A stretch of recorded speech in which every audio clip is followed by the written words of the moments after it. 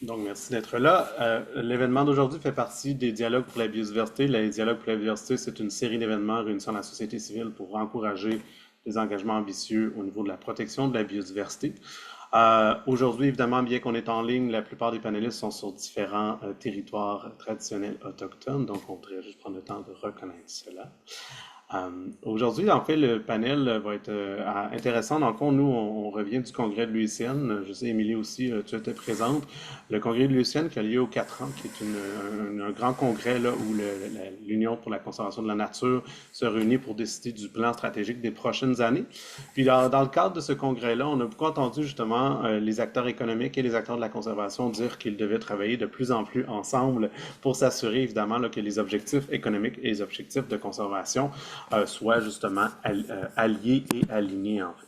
Et qu'on voulait organiser un panel justement sur ce concept-là, de dire, ben, est-ce que économie et biodiversité, c'est possible, ou au contraire, c'est des réponses qui sont contraires. Fait que sans plus attendre, en fait, on va commencer le panel. Je vais présenter nos panélistes. Fait que Alice de Swart, qui est conseillère stratégique à la SNAP Québec, Diego Kremer, qui est président du Comité canadien de normes ISO Biodiversité et conseiller principal en développement et affaires publiques chez Nature Action Québec.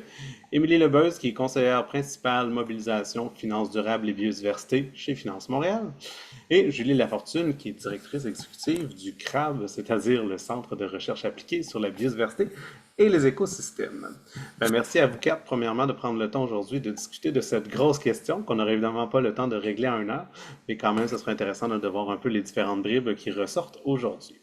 Le panel, évidemment, on aura une petite période de questions à la fin, donc si jamais les panélistes adressent des questions que vous aimeriez aller un petit peu plus loin à la fin, ben, il y aura un peu de temps pour les questions. Euh, ben, je commencerai tout de suite. Je commencerai peut-être par toi, Émilie, parce que tu étais au congrès de l'USN aussi, fait que tu as un peu vu les conversations qu'il y a eu à ce niveau-là. Fait qu'en 1 minute chacun, en commençant par toi, économie et biodiversité, est-ce que c'est des concepts compatibles, incompatibles ou au contraire interdépendants? Fait qu'Émilie, à toi la parole. Salut, merci David. En fait, je pense que c'est ton 1 minute qui est incompatible avec le sujet. Mais merci beaucoup, très contente de cette invitation et puis d'être entourée de professionnels engagés et puis des partenaires, je dois dire. Très rapidement, pour revenir sur le forum, tu l'as mentionné, moi, c'était à la fois nourrissant et inspirant d'y participer puis de voir tout ce qui se fait au niveau de la conservation et en fait, souvent avec peu de moyens. Donc nous, chez Finance Montréal, il nous arrive de collaborer avec vous, également avec le gouvernement du Québec dans le cadre du plan nature, notamment sur les cibles 10 et 12 qui concernent plus particulièrement le secteur financier, avec pour objectif de mobiliser le secteur financier et d'accroître l'investissement privé dans la nature. Donc voilà, c'était un lieu assez extraordinaire d'échange et de rencontre, tu le disais, pour mieux travailler ensemble. À ta question maintenant, économie et biodiversité, pour moi, c'est pas incompatible. En fait, c'est profondément interdépendant. Et puis sans biodiversité, il n'y a pas d'économie durable, mais il n'y a pas d'économie tout court, à mon sens. Et on fait face à un double constat, donc un déficit de financement, un déficit massif de financement pour la nature. Ça, c'est quelque chose qui est maintenant connu. Et puis une érosion rapide de la biodiversité. Encore récemment, là, les chiffres de l'IPBES disaient que les 30 à 50 dernières années, on avait des indicateurs de biodiversité qui ont chuté de 2 à 6% par décennie. Donc voilà, c'est vraiment énorme. La finance et l'économie sont aussi contributeurs, dans le fond, de certaines activités qui peuvent être dégradantes pour la nature. Mais c'est aussi un levier extraordinaire, finalement, de capitaux pour pouvoir réorienter les flux financiers vers des décisions financières qui considèrent plus ces enjeux-là de nature. Parfait. Merci beaucoup, Émilie. J'irai peut-être avec Julie. Oui, ben, sans grande surprise, je vais abonder dans le même sens qu'Émilie, là, c'est-à-dire que c'est évidemment, selon moi, fondamentalement interdépendant, mais peut-être encore trop souvent perçu comme incompatible, malheureusement. L'économie repose actuellement sur des principes de marché et de propriété, alors que la biodiversité, elle relève d'un bien commun qui est souvent invisible dans les mécanismes économiques traditionnels. Donc, je pense que l'économie devrait plutôt être mise au service des grands objectifs internationaux comme ceux de l'accord de Paris, ceux de l'accord de Kunming-Montréal et non l'inverse. Donc ça, évidemment, mais ça implique de s'inscrire plutôt dans une soutenabilité forte qui reconnaîtrait en fait la non-durabilité de notre système actuel qui est plutôt basé sur la croissance économique. Bon, c'est sûr que pour parvenir à ça, cette transition-là, ça nécessiterait évidemment une mobilisation générale, une réponse vraiment collective et intégrée qui serait également encadrée par l'État. Voilà rapidement 1 minute. Merci beaucoup, Julie. Diego? Oui, ben, j'abonde dans l'essence des deux personnes qui m'ont précédé avec une nuance. Ben, interdépendance, sans aucun doute. Comme il n'y a pas d'économie dans une planète morte, là, c'est quelque chose qu'on dit souvent. Euh, Incompatible, non, mais elle deviendrait compatible à condition de divorcer du concept de croissance infinie. C'est ça qui pose problème depuis la révolution industrielle. Euh, si l'objectif de l'économie, c'était de générer du bien-être, de générer des rendements pour la société, mais on s'entendrait, oui, il y a une compatibilité à aller chercher. Du moment où l'objet du désir et l'accumulation des richesses, puis une consommation qui est non soutenable, ben évidemment, non, non, parce qu'il n'y a pas de divorce et ce n'est pas soutenable. Ces ménages-là n'est pas soutenable. Donc, il faut découpler les wagons de la croissance et se concentrer sur d'autres types d'indicateurs. C'est ce qu'on cherche à la fin, c'est un monde stable, pacifique, viable.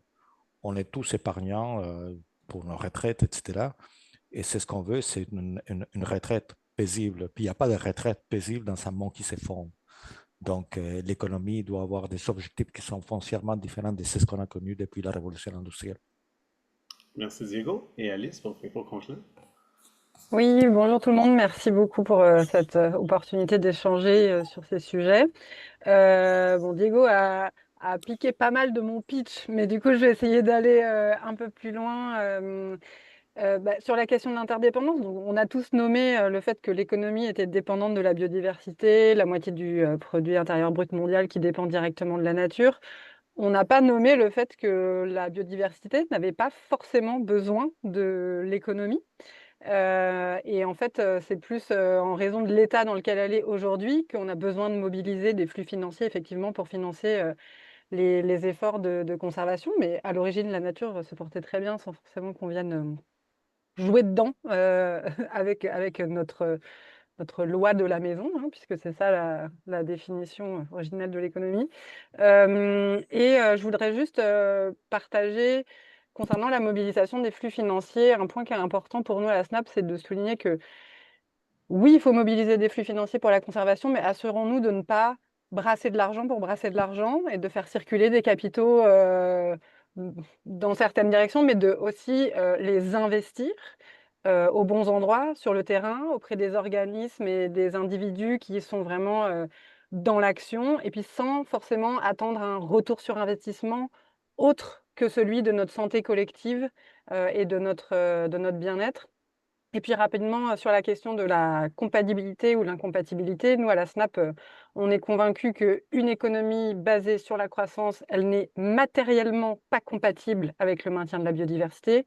Une fois, on a discuté avec un chercheur aux États-Unis qui disait qu'en fait, il faudrait conserver l'indicateur du PIB uniquement pour continuer de mesurer le taux de morbidité de notre économie par rapport à la biodiversité.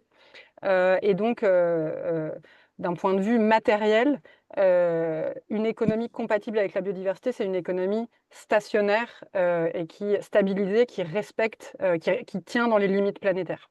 Donc, à ce moment-là, oui, on peut envisager une compatibilité. Parfait. Merci beaucoup, Alice. Ben, en fait, j'aimerais ça vous amener un peu plus proche d'ici. On a tous entendu les grands concepts, on est habitué de l'entendre, en fait. Puis vous avez des réponses, au moins qui me permettent la conversation. Si vous avez tous bien compatibles, ça aurait été un peu plus difficile de continuer. Euh, Est-ce que vous croyez au niveau plutôt québécois, justement, que l'économie est alignée avec les besoins en matière de protection de la biodiversité? Alice, je commencerai avec toi, là, vu que tu vas terminer. Euh, Bah, on va avoir l'occasion d'aborder plus de pistes de solutions et d'initiatives un peu porteuses d'espoir pour la suite après. Donc là, on est plus dans la description du problème, mais en tout cas, je pense que en ce moment, on est dans un modèle qui continue, voilà, qui est basé sur la croissance. On mesure le PIB, la création de richesses, la création d'emplois, etc., sans nécessairement mesurer les pertes de valeur qu'on a au niveau de la biodiversité. Une illustration de ça, par exemple, on en entend beaucoup parler en ce moment, c'est notre régime forestier actuel. On est dans un modèle d'exploitation. En fait, on exploite les forêts plus vite qu'elles ne se régénèrent. On a des espèces et des communautés humaines qui subissent largement les impacts de notre modèle d'exploitation forestière.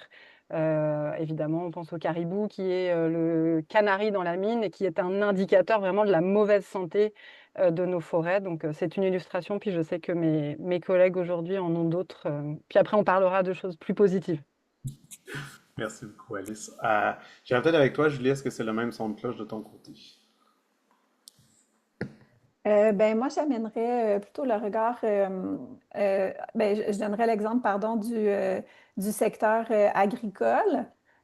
Donc, je pense qu'à certains niveaux, là, si je reviens un peu, là, je pense qu'à certains niveaux, l'économie tend quand même vers un meilleur, vers un meilleur alignement, pardon, sur certains éléments. Par contre, c'est ça, je pense que le secteur agricole démontre bien aussi cette tension-là entre développement économique, protection des milieux naturels. Bon, on le sait, l'agriculture dépend très directement là, de la biodiversité, que ce soit au niveau de la fertilité des sols, pollinisation, la régulation du climat, la résilience des écosystèmes. Au cours des dernières années, on a vu quand même se déployer là, différentes initiatives pour favoriser une agriculture qui était plus durable au Québec. Donc, qu'on pense au plan d'agriculture durable là, 2020, 2030 avec l'objectif d'augmenter, par exemple, les superficies agricoles aménagées en faveur de la biodiversité, comme les haies brise-vent, les bandes riveraines élargies.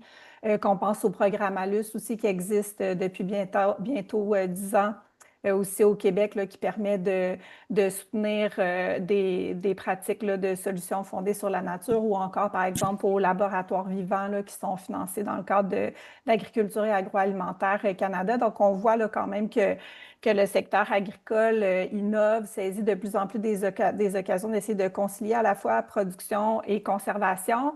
Par contre, on continue d'observer énormément de conflits d'usage là, sur le territoire, notamment évidemment beaucoup au niveau du sud du Québec, là, où la pression sur les milieux naturels agricoles est très forte.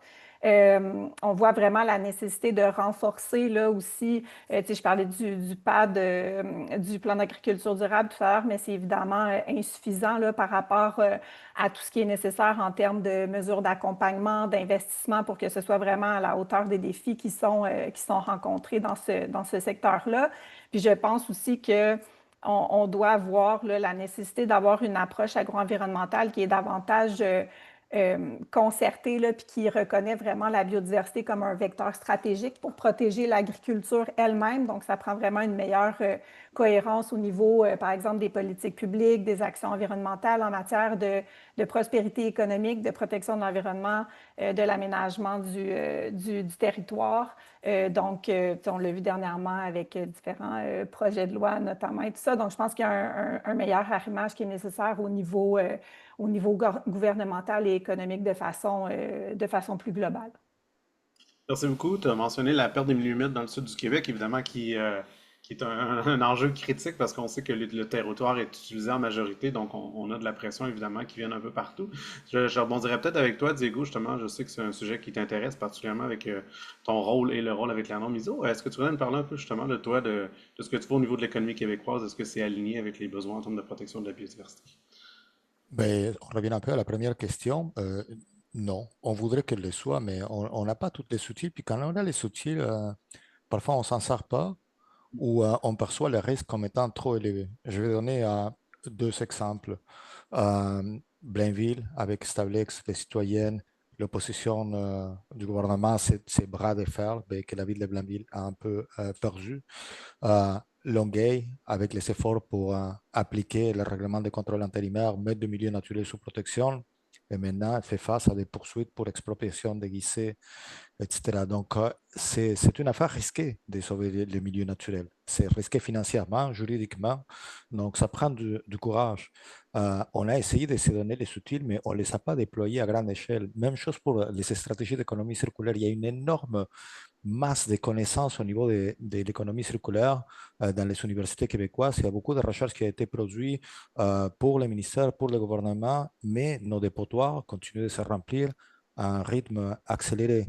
Donc, c'est comme si on avait certains outils, on avait les connaissances, mais on a de la misère à faire une mise en récit puis une application à grande échelle. Peut-être que la solution passe pour rendre ce type de solution un peu plus attrayant, puis d'expliquer les biens fondés économiques, de protéger le milieu naturel. Puis à ce moment-là, ben, on retrouvera et le courage et les moyens financiers de s'y appliquer. Mais certainement, les milieux humides continuent d'être en danger dans les sud du Québec. Merci beaucoup, Diego. Ben, Émilie, j'irai avec toi, puis en fait, je vais peut-être un peu te poser la question des deux côtés, de dire, ben, est-ce que l'économie est compatible présentement? Je sais que c'est une grande question pour les acteurs financiers du Québec, évidemment, qui sont un peu sous pression avec cette question-là. Puis, tu sais, justement, peut-être aussi de nous parler, est-ce que ça a l'air de changer? Qu'est-ce qui se fait justement à ce niveau-là? Est-ce que, grosso modo, le milieu de la finance intègre vraiment la biodiversité dans ses décisions? Puis, est-ce que c'est en train de changer? Ouais, et c'est effectivement une grande question. Sans grande surprise, pour démarrer, la biodiversité, c'est encore un thème émergent dans le secteur de la finance. L'intérêt progresse, c'est certain, notamment chez les acteurs qui sont plus sensibles au niveau de la finance durable. Et puis je te dirais que l'intérêt, il se concentre vraiment autour de deux axes, les risques et les opportunités. Quand je dis les risques, c'est vrai que les investisseurs, les assurances, les banques cherchent à mieux comprendre leur dépendance et leur vulnérabilité face à la nature, quand même avec un objectif de protection de capital. C'est pas mal le main focus. Et au niveau opportunité, il y a un intérêt croissant pour intégrer, en tout cas pour regarder tout ce qui est solutions fondées sur la nature, mais quand même dans des modèles de rendement, tout en générant des impacts positifs. C'est un peu ça le portrait, je te dirais. Au Québec, on a mené une étude récemment sur la maturité du secteur financier sur cette question d'intégration de la biodiversité, en collaboration, en co-création avec le CRAB, et puis tu y as participé également, Atelier pour la biodiversité. Voilà, ce qu'il en ressort, c'est vraiment ça, c'est la majorité des organisations, c'est encore au stade préliminaire. On est vraiment dans l'analyse des risques, impact et dépendance, c'est le point d'entrée, ce qui est très bien. Je veux dire, ça prend des first steps. Et l'intérêt pour l'opportunité, pour tout ce qui est nature-based solution, c'est émergent. Il y a peu d'acteurs qui ont développé des produits ou des stratégies ciblées.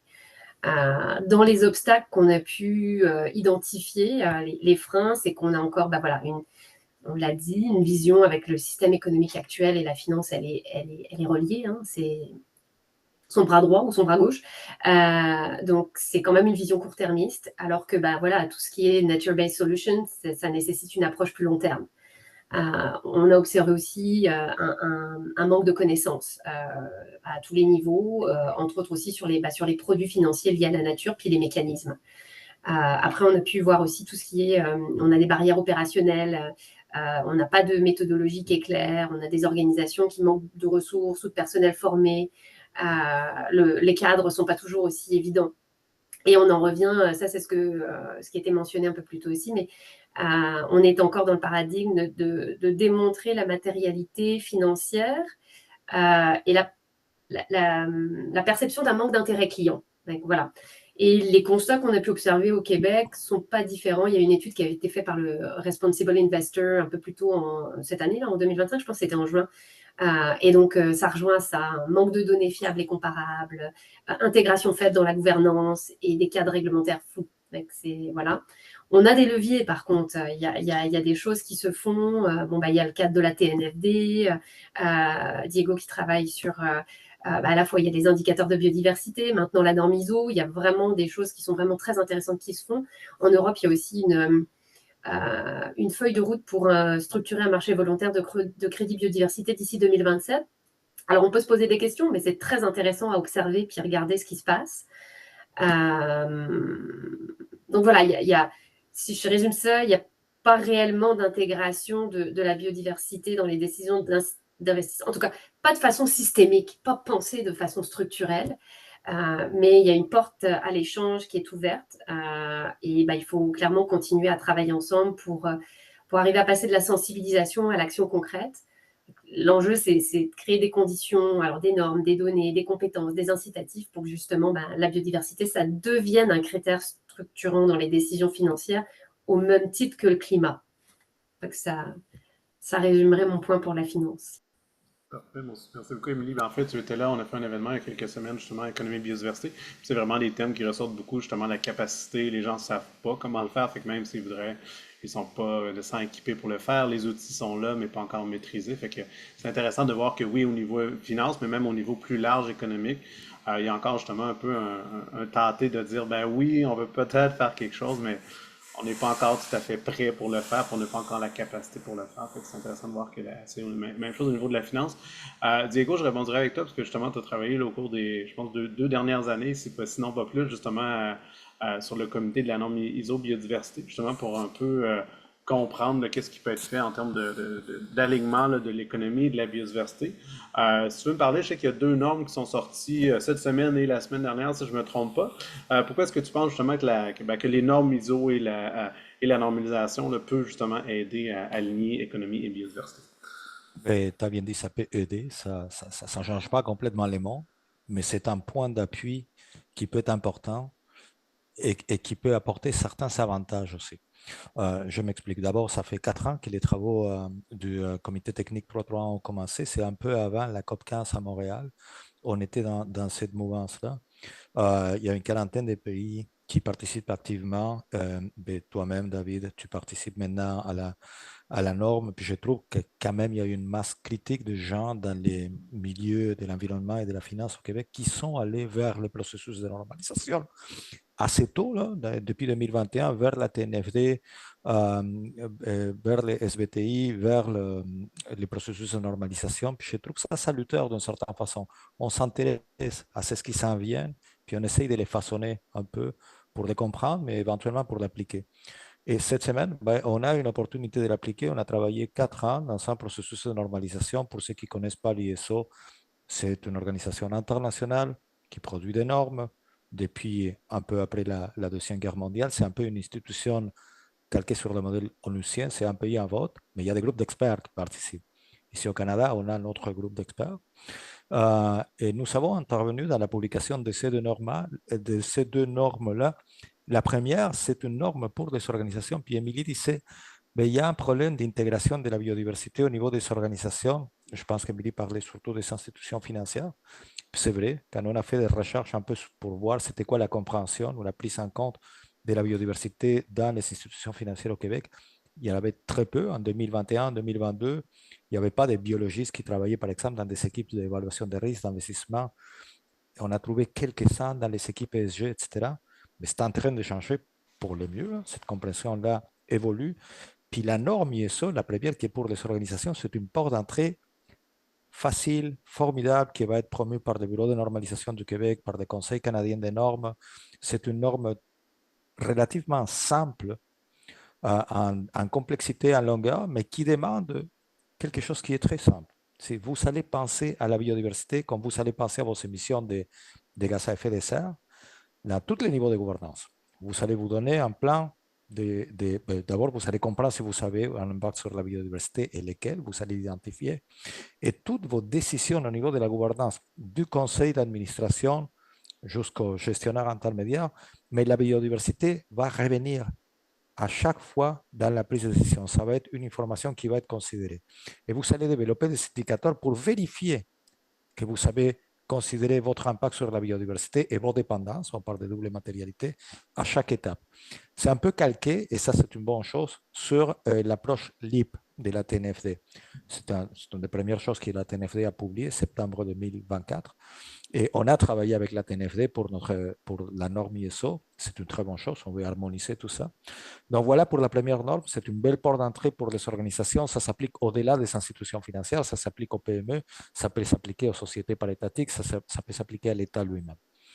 Et ensuite, la norme qui a été publiée cette semaine, elle est vraiment intéressante dans les contextes qu'on discutait tantôt de peurs de milieux humides, dans la CMM, dans le sud du Québec. C'est une norme qui vient baliser cette idée de compensation, mais dans une optique de gain. Bon, ça s'appelle Biodiversity Net Gain, gain net en biodiversité. On suit depuis longtemps la séquence éviter, minimiser, compenser. Ben, ici, on vient ajouter un quatrième mot, c'est améliorer. Donc, quand on va empiéter sur des milieux naturels, cette norme-là, pour ceux qui l'adoptent, et les normes sont d'adoption volontaire, mais peut être référencée par des cadres réglementaires, peut être tenue en compte dans des barrières tarifaires, etc. Donc, ça peut donner des avantages compétitifs pour une entreprise de les adopter. Mais l'idée, c'est que quand on va aller vers l'inévitabilité de la destruction, de la conversion d'un milieu naturel, on ne va pas seulement compenser, on va compenser in situ, à proximité, mais on va compenser avec plus que ce qu'on a détruit. Donc, c'est pour ça qu'on dit un gain net. Et ça, c'est mesurable. Il y a des paramètres, c'est inspiré d'une norme britannique. Il les appelle unités de biodiversité en Angleterre. Ici, on parlerait plutôt de services écosystémiques partout, qui doit être pas seulement restauré, mais augmenté. Donc, à la limite, l'application stricte de cette norme-là nous pousse un peu plus loin que l'idée de la compensation, nous pousse vers une logique où si tu détruis un, ben, tu dois restaurer, compenser deux. Donc, c'est là qu'il y a un gain net. C'est une norme très technique, mais je pense qu'au niveau de développement immobilier, industriel dans la CMM, c'est une norme qui peut nous amener vers une protection plus importante des milieux naturels. Merci beaucoup, Diego. C'est très en lien justement avec le cadre mondial qui demande d'inverser la tendance. Exactement. Donc, ce n'est pas juste d'arrêter, mais c'est vraiment de dire, OK, est-ce qu'on va à l'inverse? Les entreprises utilisent beaucoup le terme maintenant positif pour la nature. Fait que c'est intéressant justement de normaliser ce que ça veut dire. Parce qu'évidemment, c'est un tagline qui peut être vide, positif pour la nature, si on n'applique pas là, des normes strictes. Et puis on sait que c'est pas nécessairement facile restaurer la nature, et ainsi de suite. Fait que merci beaucoup, Diego. On espère que la norme ISO va vraiment nous amener vers le nature positive. J'irai peut-être avec toi, Julie. Je sais que toi aussi, en fait, par le crabe, mais aussi par d'autres implications que tu as eues par la suite, avant le crabe, vous travaillez justement beaucoup justement, avec des acteurs économiques là, pour l'intégration de la biodiversité. Veux-tu me parler justement de l'évolution un peu que tu vois dans les dernières années là, au niveau de l'intégration de la biodiversité dans les activités des acteurs québécois, en fait? Oui, ben en fait, ce qu'on constate, c'est que les préoccupations qui sont liées au changement climatique là, ont beaucoup mobilisé les milieux économiques et institutionnels au cours des dernières années, tout ça.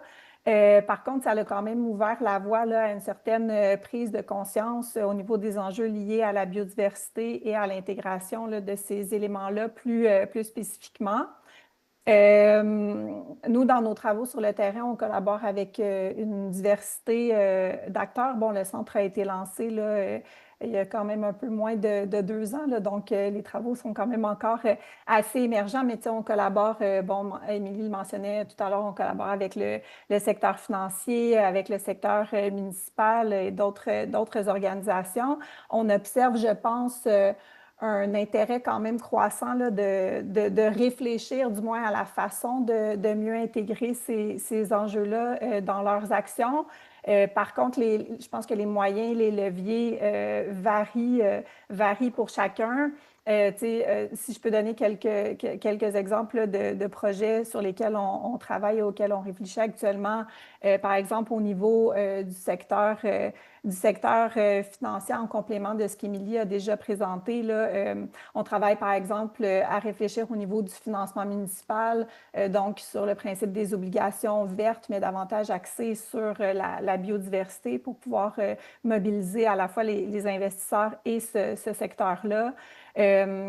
Du côté toujours municipal aussi, on voit une volonté de plus en plus là, de mieux encadrer, par exemple, le développement urbain en prenant mieux en compte, là, en évaluant davantage les coûts directs, indirects qui sont liés à la destruction de milieux naturels au profit de certains développements immobilier ou économique, par exemple, aussi un intérêt croissant au niveau des mesures d'écofiscalité pour pouvoir inciter là, certaines pratiques plus durables. On a aussi des travaux qui portent sur la réflexion liée au développement de nouveaux mécanismes financiers comme les certificats nature, certificats biodiversité. Donc, il y a quand même plusieurs initiatives là, qui commencent à être réfléchies, développées. Par contre, je pense qu'il y a une certaine complexité à essayer de concrétiser ces intentions et ces initiatives-là dans un système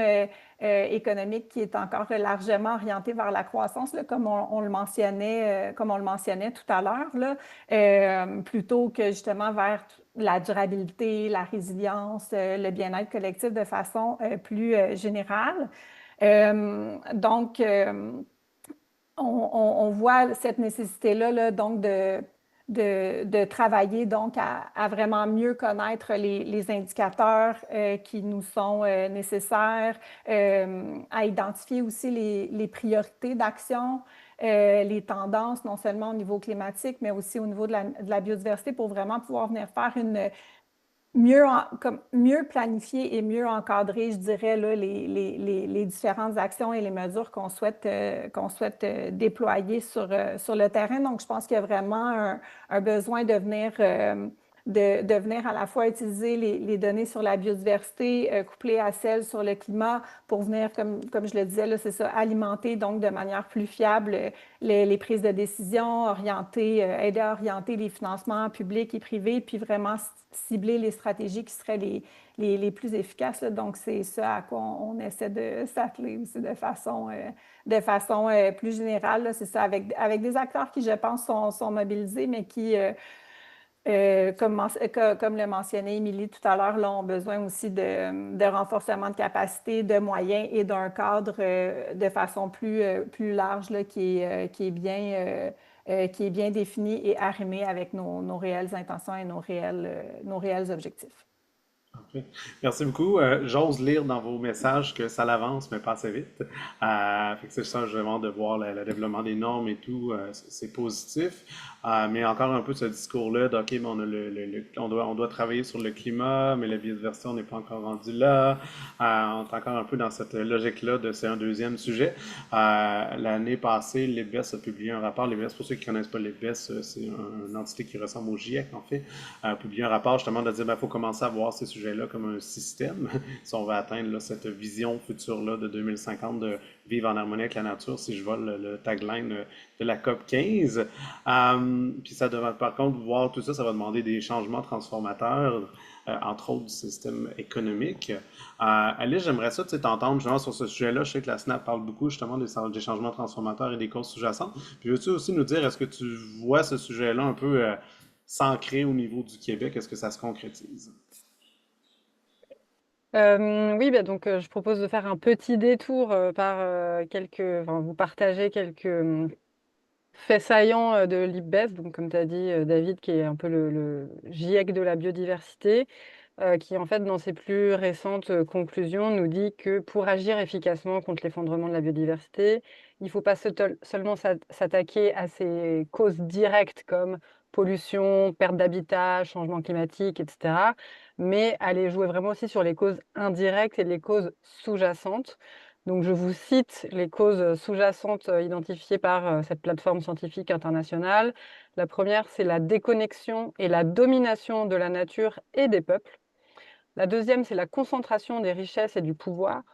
Et la troisième, c'est la priorisation des gains matériels individuels à court terme. Donc, tout un programme de, de choses auxquelles s'attaquer.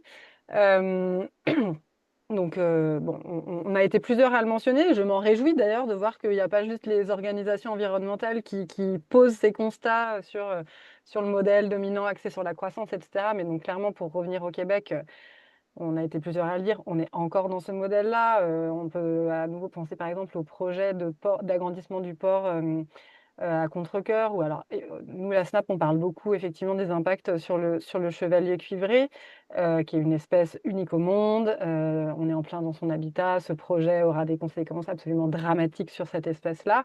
Mais on essaye aussi d'attirer l'attention juste sur la logique économique de ce projet, dans le sens où on cherche à agrandir des infrastructures alors que les infrastructures existantes ne sont pas à pleine capacité. On est en train, donc, on prévoit un agrandissement sur la supposition, que l'hypothèse qu'en fait que le commerce mondial maritime va, alors c'est effectivement les prévisions actuelles, mais qui va continuer d'augmenter, de doubler d'ici 2050, mais alors que finalement, c'est des marchandises qui font des milliers de kilomètres, alors qu'en fait, on exporte 100% du poisson qu'on pêche, par exemple. Il part à l'étranger. Et 90% des produits de la mer qu'on consomme viennent de l'étranger. Donc il y a quand même des choses fondamentalement à repenser dans notre système économique. Et puis à nouveau, pour illustrer aussi ce que le port de Contrecoeur, une super bonne illustration de comment est-ce qu'on mesure la richesse finalement. Un des principaux arguments pour l'agrandissement du port, c'est une principale façon de mesurer la valeur de ce projet-là, c'est en termes de transbordement. Donc les marchandises qu'on débarque et qu'on embarque sur nos containers, mais finalement, qu'est-ce que ça apporte à la société québécoise de faire ça? Bon, bref, donc j'avais dit que j'allais parler de solutions et de choses positives, donc j'y viens. Ce que nous dit l'IPBES, c'est ça effectivement qu'il faut opérer des changements transformateurs. Les changements transformateurs, pour faire court, c'est une réorganisation fondamentale et systémique de l'ensemble des facteurs technologiques, économiques et sociaux. Donc c'est ça, il faut vraiment qu'on agisse au niveau des systèmes. Un autre message très important que l'IPBES nous lance, c'est qu'en fait, le changement transformateur est possible et il est déjà en cours. Et ce qui est super intéressant dans leur dernière publication, c'est qu'ils ont recensé plus de 400 cas, 400 initiatives au potentiel transformateur. Donc, je pense que ça peut être une bonne suite pour nous collectivement d'aller regarder de plus près. Et je pense aux investisseurs, je pense aux acteurs économiques. Après, ça va souvent être pour l'instant, effectivement, on a on n'a pas un mode d'emploi, on n'a pas une liste pour dire OK, il faut faire ci, ça, ça, ça, ça. Mais déjà, en regardant ce qui marche à des échelles peut-être un peu plus micro, ça peut être une voie dans laquelle s'engager collectivement pour opérer ces changements transformateurs-là. Merci beaucoup. On arrive à la fin du webinaire, fait que j'aimerais ça peut-être prendre le temps de de vous demander une dernière question. Tu sais, par contre, ce qu'on a dit justement, c'est il y a beaucoup de problèmes. Les gens travaillent quand même sur des solutions. Par contre, il va falloir se poser des plus grandes questions sur certains enjeux. Fait que j'aimerais peut-être ça justement, chacun de votre côté, me dire c'est quoi vous voyez qui est le plus prometteur justement que vous voyez qui se passe présentement pour justement mieux intégrer la biodiversité et l'économie. Fait que sur une note positive. Je commencerai peut-être par toi, Alice, vu que tu as la parole, puis après ça, je vais y aller avec les autres. Alors, avec une petite nuance pour nous, qu'il ne s'agit pas tant d'intégrer la biodiversité et l'économie, mais de s'assurer qu'on a une économie qui, encore une fois, est compatible avec les limites planétaires. Mais je dirais, ce qu'on voit de positif, c'est des événements comme aujourd'hui, un dialogue qui se noue, un intérêt effectivement grandissant de la part d'une multitude d'acteurs, quand même des consensus, je pense, qui commencent à se former. Notamment, on a vraiment beaucoup parlé de la croissance économique aujourd'hui, donc c'est le fun. Et puis, pour revenir à cette idée de... Alors, c'est pas encore... ceci dit, en fait, à l'échelle des villes, et la ville de Montréal s'est penchée là-dessus notamment, mais je pense un outil super intéressant, c'est le modèle du donut, de l'économie du donut, donc où on vient articuler à la fois les limites planétaires et les besoins des populations humaines pour essayer de venir former c'est ça, une économie du bien-être. Puis il y a plusieurs villes dans le monde qui sont en train de s'inspirer de ce modèle théorique pour planifier la transformation. Appliquer ça à l'échelle d'un pays, c'est un autre défi, mais en tout cas, c'est déjà en cours. Donc, je pense que c'est quelque chose à suivre, auquel participer et à amplifier. Parfait. Merci beaucoup, Diego. Moi, je dirais que du côté positif, on voit l'émergence d'une intentionnalité. On a passé 20 ans à parler de développement durable, des dernières années des finances durables, etc. mais on est en train d'aller un peu plus loin, établir des nouveaux mots, une nouvelle taxonomie, et on s'en va vers des choses qui ont une intentionnalité claire. Ce n'est pas de nuire, mais c'est de restaurer. La- le problème, c'est la vitesse à laquelle on avance avec ça. En ce moment, les fonds communs qui achètent des terres à Montérégie, Pangéas, des structures de ce type-là, avancent plus vite que les fiducies d'utilité sociale agricole, qui est un modèle complètement alternatif qui va vers l'agriculture régénérative. Les deux sont là, mais il y en a un qui a meilleure presse, etc., et l'autre qui est plus niche, considéré comme vraiment comme une expérience sociale. Mais il commence à avoir une intentionnalité, puis les épargnants commencent à être de plus en plus éduqués sur ce sujet-là. Donc, je vois peut-être un changement de paradigme dans l'intentionnalité de nos investissements, de notre épargne. Et je pense que l'investissement d'impact en biodiversité, c'est lui qui cherche à obtenir un gain, un avancement net pour la biodiversité. Il y a peut-être quelque chose à livrer de très intéressant comme projet de société. Merci beaucoup, Diego. Julie? Oui, ben, je suis tout à fait d'accord avec ce qu'ont déjà mentionné Alice et Diego. J'abonderais aussi dans ce sens-là, là, où est-ce que je trouve qu'on observe effectivement de plus en plus là, un travail collaboratif puis des efforts vraiment de concertation là, entre les différents acteurs au Québec. Émilie le mentionnait là, avec le travail qui a été fait sur le livre blanc. Tu le fais toi aussi beaucoup, David, là, avec tout ce que tu organises comme événements et autres activités, là, pour ne nommer que celle-là. Fait que déjà, je pense que ça, c'est vraiment très encourageant là, de voir qu'on essaie de briser les silos, de mieux comprendre les réalités de chacun des acteurs aussi là, pour pouvoir justement mieux travailler ensemble à l'atteinte des objectifs qu'on s'est fixés collectivement. Je pense aussi qu'on l'observe, par exemple, tout ce qui est secteur financier, investisseur, c'est pas un secteur ou des acteurs qu'on voyait initialement, par exemple, au niveau de la COP biodiversité. Ils ont commencé à être d'autant plus présents, là, par exemple, à celle qui s'est tenue à Montréal notamment. Donc, on voit qu'il y a quand même un certain mouvement, une intentionnalité, puis un intérêt, là, comme le mentionnait Diego. Puis sinon, ben Alice le mentionnait tout à l'heure là, avec les différents projets qui sont nommés en exemple.